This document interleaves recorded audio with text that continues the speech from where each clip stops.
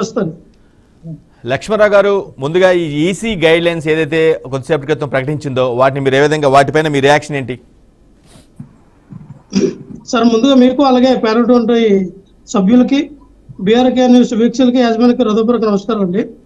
ఈ రోజున ఈసీ ఇచ్చినటువంటి మరి వాలంటీర్లని ఏదైతే ఎన్నికలకి వినియోగించరాదు, అలాగే వాళ్ళు ఇప్పుడు చేస్తున్నటువంటి పెన్షన్ విధానం అవనండి, ప్రతిదీ కూడా ఇప్పుడు ఎన్నికలు కూడా అమల్లో ఉంది కాబట్టి వాళ్ళకి ఇచ్చినటువంటి ట్యాబ్లు అవనివ్వండి, ఫోన్ అవనివ్వండి, పరికరాలు ఏవైతే గవర్నమెంట్ ఇచ్చిందో అవన్నీ కూడా మీరు తీసుకోవాలి అని జారీ చేయడం జరిగింది. అంటే మరి వాలంటీర్లకి ఎన్నికలకి ఎటువంటి సంబంధం లేదు, వీళ్ళు దూరంగా ఉండాలి. ఖచ్చితంగా ప్రలోభాలు పెట్టడానికి వాలంటీర్లు ముందుంటారు కాబట్టి ఖచ్చితంగా ఎన్నికలకి వాళ్ళకి ఎటువంటి సంబంధం లేదని మరి ఎన్నికల కమిషన్ ఈ రోజున తీర్పు చెప్పడం చాలా మనకి సంతోషకరమైన విషయం అండి. ఎందుకంటే మనం చూసాం వాలంటీర్లు ఎంత ప్రభావితం చేశారో.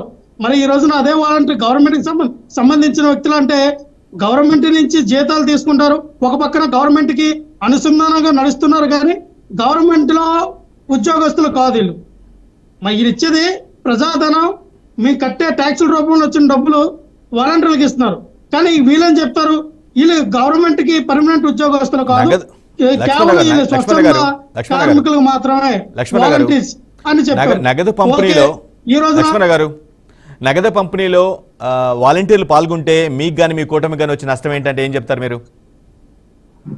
సార్, ఈ రోజున ఇదే వాలంటీర్లు ఇంటింటికి వెళ్ళి పెన్షన్ ఇచ్చారనుకోండి, వాళ్ళు ఖచ్చితంగా వాళ్ళు చెప్తారు జగన్మోహన్ రెడ్డి గారికి మీరు ఓటేయండి, జగన్మోహన్ రెడ్డి గారికి మీరు ఓటేస్తే ఇగో నెల ఇదే తారీఖు మీకు పెన్షన్ వస్తుంది, లేదా మీకు పెన్షన్ రాదు, లేదా మీకు రావాల్సిన పథకాలు రావు అని వాళ్ళు మభ్య పెడతారండి, భయపెడతారండి. బయటికి వీళ్ళు మేము ఏం చెప్పట్లేదు అన్నా సరే ఎవరన్నా వాళ్ళ ఇంటికి వెళ్ళి ఇప్పుడు 50 ఇళ్ళు ఇచ్చారు, ఒక్కొక్క వాలంటీర్కి 50 ఇళ్ళు ఇచ్చారు. ఈ 50 ఇంటికి వాళ్ళు ఉదయం 3 నుంచి స్టార్ట్ అవుతాయి పంచడం. ఒక్కొక్క ఇంటికి వెళ్ళి ఇప్పుడు జనసేన పార్టీయో, టీడీ పార్టీ నాయకులు, బీజేపీ పార్టీ నాయకులు వాళ్ళ ఇంటికి వెళ్ళి అడగరు కదా, బాబు నువ్వు పార్టీ కార్యక్రమాలు నీ పార్టీ పాంప్లెట్లు చెప్పగానే మేము చెప్పలేం కదా. సో అందుకని ఎలక్షన్ కమిషన్ కూడా ముందు చూపుతో వీళ్ళకి చెప్పింది, ఇటువంటి వ్యక్తుల్ని మీరు ఖచ్చితంగా దూరంగా ఉంచండి, ప్రత్యామ్నాయం ఏర్పరచుకోండి. ఏపీ గవర్నమెంట్ వాలంటీర్లను పక్కన పెట్టి మరి రేపొద్దున పెన్షన్ విధానం, రేపు 1వ తారీఖున పెన్షన్ పంచే విధానంలో ప్రత్యామ్నాయంగా ఎవరైనా ఏర్పరచుకుని పంచండి అని చాలా క్లియర్ గా ఇండికేషన్స్ ఇవ్వడం జరిగింది. ఈ విషయంలో లక్ష్మణరావు గారు, ఈ విషయంలో మీరు న్యాయ పోరాటం మీరైతే చేసినట్లేరు. ఎవరో నిమ్మగడ్డ ప్రసాద్ ఎవరైతే మాజీ ఏపీ ఎన్నికల కమిషనరో ఆయన ఒక సిటిజన్ ఫర్ డెమోక్రసీలో భాగంగా ఆ ఫోరం తరపున ఒక పిటిషన్ ఇస్తే దాని మీద హైకోర్టు విచారణ చేసి కొన్ని గైడ్ లైన్స్ ఇవ్వడం జరిగింది. దానికి తగ్గట్టుగా ఈసీ ఇప్పుడు ఆదేశాలు జారీ చేసింది. మీకు నిజంగానే వీటి వల్ల ఇబ్బంది అనుకుంటే మీరు పెద్దగా ఫైట్ చేసినట్లేరు. మీ కూటమిలో భాగమైన మీరు కావచ్చు, మీ పార్టీ కావచ్చు, మీ టీడీపీ కావచ్చు, బీజేపీ కావచ్చు. సార్, ఇప్పుడు ఈ రోజున టీడీపీ వేసిందా, బీజేపీ వేసిందా, జనసేన పార్టీ వేసారని కాదండి.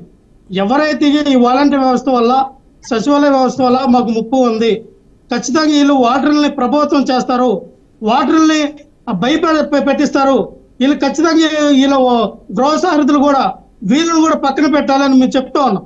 ఒక వాలంటీర్లనే కాదండి, గృహ సారథులు కూడా జగన్మోహన్ రెడ్డి ఏర్పాటు చేశారు, వాళ్ళని కూడా పక్కన పెట్టాలి.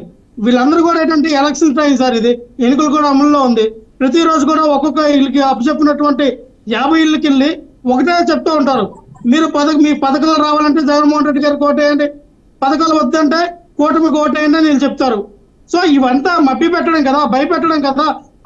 ఇప్పుడు వాటర్కి ఎవరికి ఓటేయాలని ఆలోచించుకుంటారండి ప్రజలకు. రెండింటికి చాలా తేడా మీద కూడా వీళ్ళు సొంత పత్రాలు ఎంచుకుంటున్నా.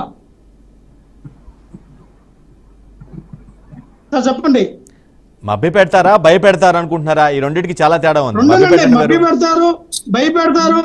ఎందుకంటే మనం చూస్తూ ఉన్నాం జగన్మోహన్ రెడ్డి గారి కార్యకర్తలు అవనండి, నాయకులు కూడా దాష్టికాలకి చేయడానికి సిద్ధంగా ఉన్నారు.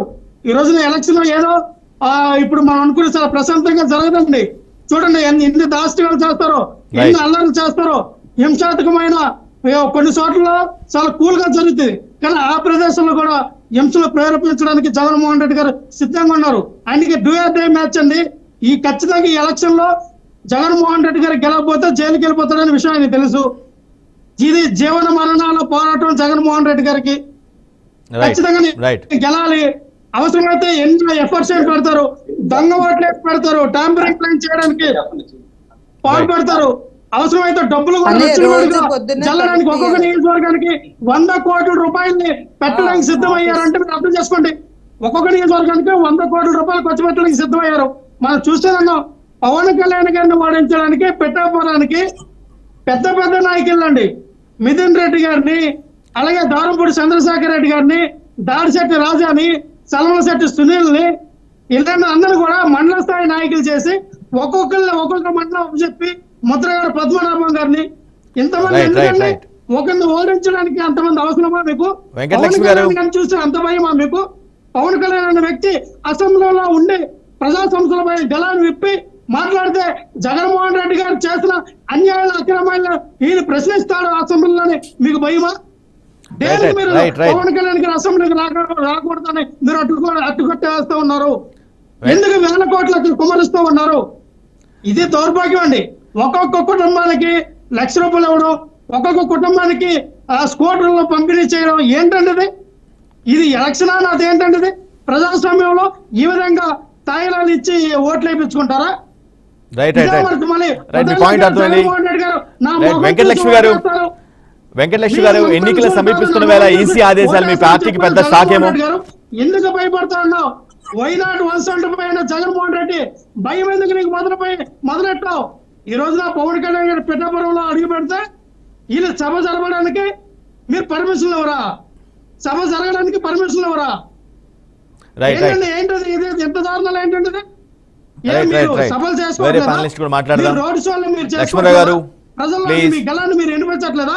ప్రతిపక్షాలు రోడ్లు ఎక్కితేనే మీకు రూల్స్ అండ్ రెగ్యులేషన్స్ అట్టొచ్చినాయా? వెంకటలక్ష్మి గారు, జీవో నంబర్ 1 తీసుకొస్తారు. ఎన్నికలు సమీపిస్తున్న వేళ ఈసీ ఆదేశాలు మీ పార్టీకి పెద్ద షాక్ గా అనిపిస్తున్నాయి. మీకు అలా అనిపించట్లేదా? ఎన్నికలు సమీపిస్తున్న వేళ వెంకటలక్ష్మి గారు, ఎన్నికలు సమీపిస్తున్న వేళ ఈసీ జారీ చేసిన ఆదేశాలు మీ పార్టీకి పెద్ద షాక్ లాగా అనిపించట్లేదా? మాకెందుకండి పార్టీకి షాకు? జగన్మోహన్ రెడ్డి గారు సంక్షేమ పరిపాలన అందించారు ఆంధ్ర రాష్ట్రానికి. జగన్మోహన్ రెడ్డి గారు ఆంధ్ర రాష్ట్ర అభివృద్ధికి పనిచేశారు.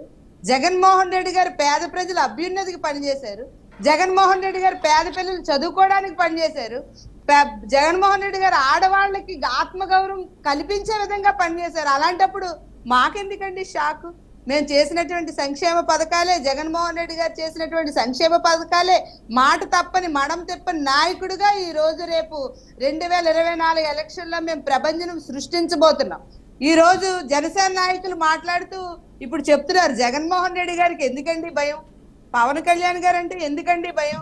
ఈ రోజు పర్మిషన్స్ ఇవ్వట్లేదు జగన్మోహన్ రెడ్డి గారు ర్యాలీ చేస్తుంటే జనసేన నాయకులు తెలుసుకోవాల్సింది ఏంటంటే పర్మిషన్స్ ఇవ్వాల్సింది ఆంధ్ర రాష్ట్ర ప్రభుత్వం కాదు, ఎలక్షన్ కమిషన్ అని చెప్పేసి ఆ విషయం కూడా తెలియనటువంటి నాయకులు ఉన్నటువంటి party Janasena party.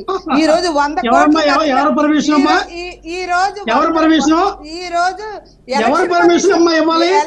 Election commission ఇవ్వాలి మీకు permission. Election commission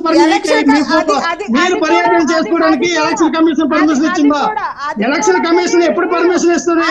election commission ఎప్పుడు లక్ష్మణ గారు ప్లీజ్ లెట్ us speak. మాట్లాడనివ్వండి వెంకటలక్ష్మి గారు, మాట్లాడనివ్వండి. లక్ష్మణ గారు మీకు సమయం ఇచ్చాం. లక్ష్మణ గారు మాట్లాడనివ్వండి, వెంకటలక్ష్మి గారు మాట్లాడనివ్వండి, ఆ పాయింట్ రైట్ చేయనివ్వండి. ఎలక్షన్ కమిషన్ పోలీసులు మీరు ఎందుకు పవన్ కళ్యాణ్ గారు మీరు పైకి నిలబడి మాట్లాడకూడదని ఎందుకన్నారు పోలీసు వ్యవస్థ? దాన్ని బట్టి మీరు అర్థం చేసుకోండి. మేము తెలియకలేము, మాకంతా తెలుసు. మీకు ఏం చేయాలో, ఎవరి దగ్గర పర్మిషన్ తీసుకోవాలో, ఏ విధంగా ముందుకెళ్ళాలో మాకు తెలుసు. మీకులాగా అడ్డగలా మీరు రాలా, మీకులాగా చట్టాలు మీరు దగ్గరించట్లా, జగన్మోహన్ రెడ్డి లాగా మీ కోర్టులు మేము దగ్గరించట్లా. జగన్మోహన్ రెడ్డి ఎన్నిసార్లు లక్ష్మణ గారు ప్లీజ్ మాట్లాడనివ్వండి. వెంకటలక్ష్మి గారిని మాట్లాడనివ్వండి ప్లీజ్. మళ్ళీ మీకు అవకాశం ఇస్తాను. లక్ష్మణ గారు please maintain the debate diagram. మీకు సిగ్గు ఉండాలి. మీరు గొంతు చించుకొని మాట్లాడిస్తే నిజాలు అబద్ధాలు జగన్మోహన్ రెడ్డి గారు కోర్టు దగ్గర ప్లీజ్ చెప్తారు, మీరు పరమేశ్వరం గురించి చెప్తారు. ప్లీజ్ ఇద్దరు ఒకేసారి మాట్లాడొద్దు ప్లీజ్. మీరు అభివృద్ధి గురించి మాట్లాడతారు. మీరు ఏ అభివృద్ధి చేస్తారు చెప్పండి, ఏ డెవలప్మెంట్ చేస్తారు, ఏ సంక్షేమ పథకాలు మీకు ప్రజల్లోకి వెళ్ళి చెప్పండి. చెప్పండి మీరు ఏమైనా రైట్ ప్లీజ్. వెంకటలక్ష్మి గారు, చెప్పండి.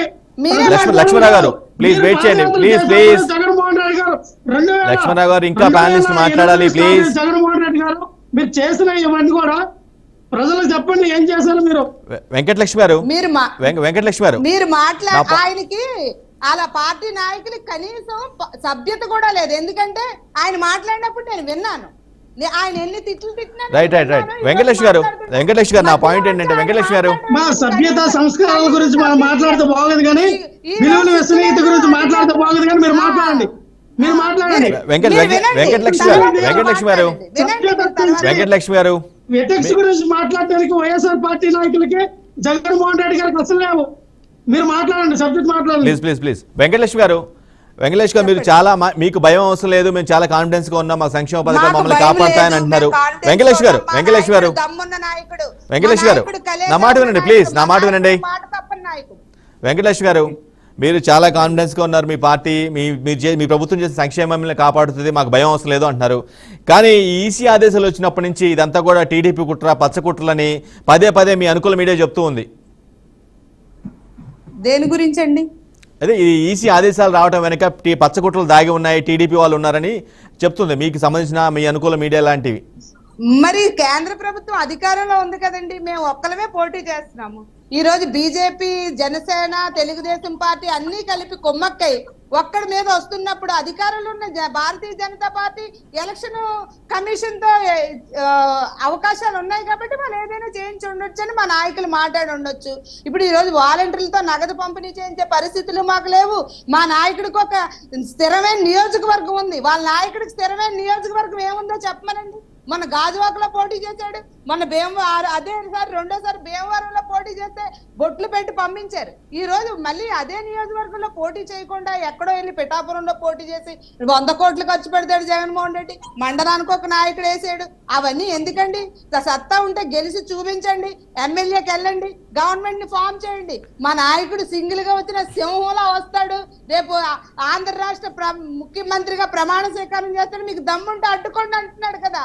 మీరు మంచి చేస్తేనే నాకు ఓటేయడని చెప్పే దమ్మున్న నాయకుడు, సింగిల్ గా వచ్చే నాయకుడు మా నాయకుడు జగన్మోహన్ రెడ్డి గారు. అలాంటి పార్టీలో పనిచేస్తున్న మేము గర్వంగా ఈరోజు తలెత్తుకొని ప్రజల దగ్గరికి వెళ్తున్నామంటే ఆయన ఇచ్చినటువంటి సంక్షేమ పథకాలు, ఆయన చేసినటువంటి సంక్షేమ పాలన ముందు ఈ రోజు అందరూ కుమ్మక్కై ఎందుకండి వీళ్ళంతా ఆడలేక మధ్యలో దొరువు అని చెప్పేసి దమ్ముంటే గెలవకండి, రమ్మనండి అసెంబ్లీకి. ఎవరు సత్తా ఏంటో అక్కడ చూసుకుందాం. ఈ రోజు వాలంటీర్లు ఎలక్షన్ విధుల్లోకి రానంత మాత్రాన, లేదంటే ఏది చేయలేనంత మాత్రాన జగన్మోహన్ రెడ్డి గారికి వచ్చే నష్టం అయితే ఏమీ లేదు. జగన్మోహన్ రెడ్డి గారికి కార్యకర్తలు ఉన్నారు, నాయకులు ఉన్నారు. ఆయన జెండా మోయడానికి ఈ రోజు ఆయన సంక్షేమం తిన్న ప్రతి కుటుంబం కూడా ఆయనకు రుణపడి ఉన్నది. పేద పిల్లల కడుపు నిండా అన్నం పెట్టడం ఆయన తప్ప, పేద పిల్లలు ఇంగ్లీష్ మీడియం చదవాలనుకోవడం తప్ప, పేద పిల్లలు విదేశీ విద్య చదవాలనుకోవడం తప్ప, మా ఆరోగ్యం సంబంధించి ఇంటింటికి కూడా ఆరోగ్యాన్ని అన్నింటినీ అందించడం తప్ప, ఆయన ఇంటింటికి ఉద్యోగం ఇవ్వడం తప్ప ఏం తప్పండి? ఈ రోజు మాట్లాడుతూ ఉన్నారు, వ్యక్తిగత దోషులు చేస్తా ఉన్నారు. మా నాయకుడికి పులివెందుల నియోజకవర్గం ఉంది, ఈ నాయకుడికి ఏ నియోజకవర్గం ఉందో చెప్పండి. దాన్ని మేము గెలిచి అసెంబ్లీకి వెళ్ళమని చెప్పండి, ఆ రోజు మేము ఒప్పుకుంటాం, స్వాగతిస్తాం, అభినందిస్తాం. అంతే తప్ప జగన్మోహన్ రెడ్డి జైలుకి వెళ్ళిపోతాడని భయం, జగన్మోహన్ రెడ్డికి do or die, Jaganmohan Reddy గారికి డూ ఆర్ డై కాదు, మీ అందరికి డూ ఆర్ డై. అందుకనే అందరూ కలిసి కట్టుగా ఈ రోజు వస్తున్నారు. Jaganmohan Reddy do or die కాదు, ఎందుకంటే ఆయన సింగిల్ గా వస్తున్నాడు.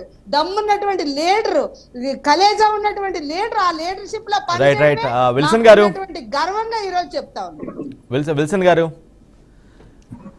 ఈ ఈసీ ఆదేశాల వెనక కేంద్ర ఇన్ఫ్లుయెన్స్ కూడా ఉంది అనేది వైసీపీ నేతల వాదన. మీకు అవసరం ఉందా విల్సన్ గారు? నమస్తే అండి, మీకు ప్యానెల్లో ఉన్న మిత్రులు పెద్దలందరూ కూడా నమస్కారం. అంటే ఈసీ అనేది కేంద్ర ప్రభుత్వం చేతులు ఉండదండి, అది ఒక స్వతంత్ర వ్యవస్థ. ఆ స్వతంత్ర వ్యవస్థ సరిగా పనిచేయకపోతే ప్రజల నుంచి రియాక్షన్ వస్తుంది, అందులో సందేహం లేదు. ఎన్నికల సంఘం వాళ్ళు పటిష్టంగా పనిచేయాలి.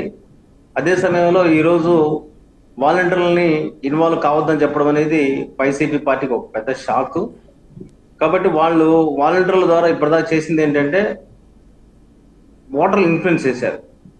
అదే సమయంలో ఓటర్లని మాకున్నారు, మాకు సంక్షేమ చర్యలు, సంక్షేమ పార్టీ మాది అనుకున్నప్పుడు వాళ్ళు గతంలో జెడ్పీటీసీ ఎంపీటీసీ ఎన్నికల సమయంలో దాడులు చేయాల్సిన అవసరం లేదు, పోలీసులను వాడాల్సిన అవసరం లేదు. పోలీసులను ఉపయోగించి మీరు విత్డ్రా చేసుకోండి పోటీ నుంచి, మీకు కావాలని డబ్బులు ఇస్తాము, 5 లక్షలు ఇస్తాము, 10 లక్షలు ఇస్తాము, ఈ బేరం ఉండాల్సిన అవసరం లేదు. అప్పట్లోనే జగన్మోహన్ రెడ్డి గారి ఓటమి ఖరారైంది అనేది అర్థమవుతుంది. ఎప్పుడైతే వాళ్ళు పోలీసులు వాడారో అప్పుడే. ఆ తర్వాత ఎమ్మెల్సీ ఎన్నికల్లో అది పరాకాష్ఠ జరిగింది. అందువల్ల ఏంటంటే జగన్మోహన్ రెడ్డి గారు ఓటమి అంచునున్నాడు అనేది ఎవరికైనా తెలుసు, దానికి పెద్ద కష్టం అవసరం. అంటే ఆయన ఎన్ని వ్యవస్థలు వాడినా రాష్ట్రం ఈరోజు ఎలాంటి పరిస్థితిలో ఉంది? రాష్ట్రం అత్యంత దయనీయ పరిస్థితిలో ఉంది. ఈరోజు ప్రతి ఇంటి మీద 10 లక్షల అప్పు ఉంది. ఈ అప్పు ఎవరు తీరుస్తారు? జగన్మోహన్ రెడ్డి గారు సొంతంగా డబ్బులు తీర్చగలరా? సాధ్యం కాదు కదా. మళ్ళీ దీనికోసం ఏమైనా ఏం చేస్తున్నాం? మనం సెక్రటరీ తాకట్టు పెడుతున్నాము, కలెక్టరేట్ తాకట్టు పెడుతున్నాము, ఎంఆర్ ఆఫీస్ తాకట్టు పెడుతున్నాము. ఇవన్నీ కూడా దేనికి పరాకాష్ట? ఈరోజు ఎవరి పార్టీ కోసం వాళ్ళు మాడచ్చు, నేనేం కాదను. కానీ అల్టిమేట్గా మనందరం ఎవరికి ప్రతినిధులుగా ఉండాలా?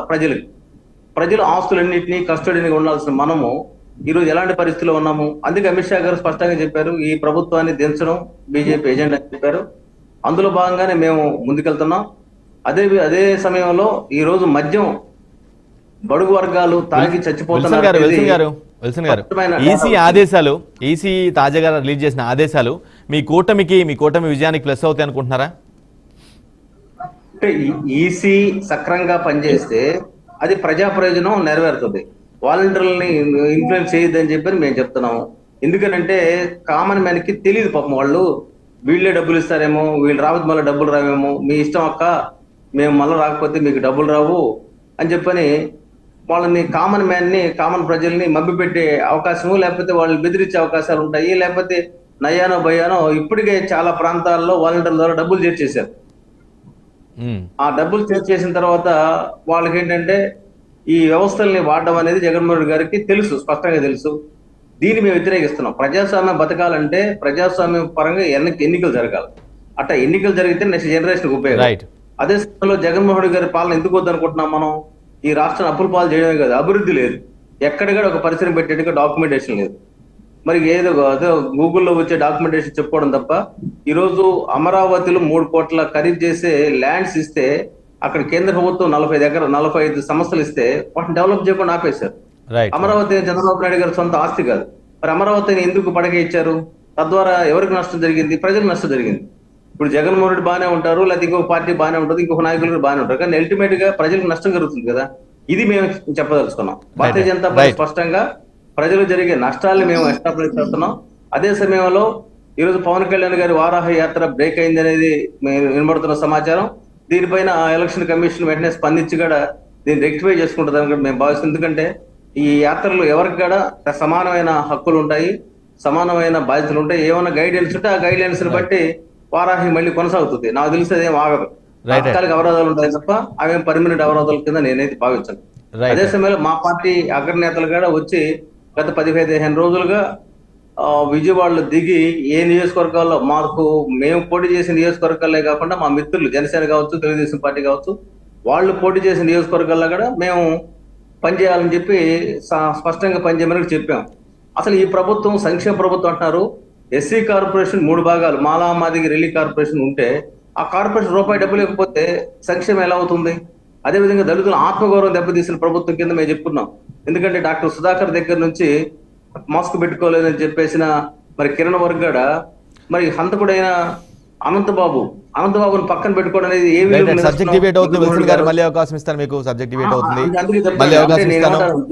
బడుగు వర్గాల ప్రభుత్వం కాదు ఇది. బడుగు వర్గాల ఆత్మగౌరవం దెబ్బతీసిన ప్రభుత్వంగా భావిస్తున్నాం.